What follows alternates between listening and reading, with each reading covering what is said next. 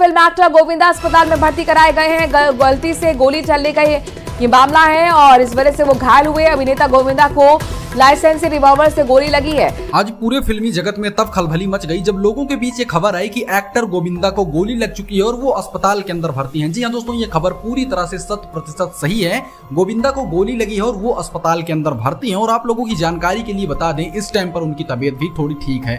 मतलब जितना ज्यादा वो सीरियस थे सुबह, अब इतना ज्यादा सीरियस नहीं है। इस टाइम पर उनका एक ऑडियो भी आया है और वो बहुत ज्यादा रिलीफ में है जितना वो उनको सुबह दर्द था।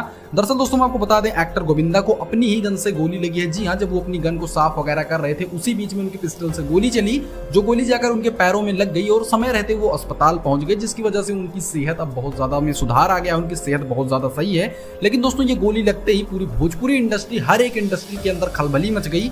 सब लोगों को ये फिक्र थी कि हमारे गोविंदा को कुछ हो ना जाए, क्योंकि भोजपुरी इंडस्ट्री हो या कोई भी इंडस्ट्री हो, सबको गोविंदा की रिस्पेक्ट है। जिस तरह के वो एक्टर हैं, पूरी इंडस्ट्री के अंदर ऐसा कोई एक्टर हो नहीं सकता है।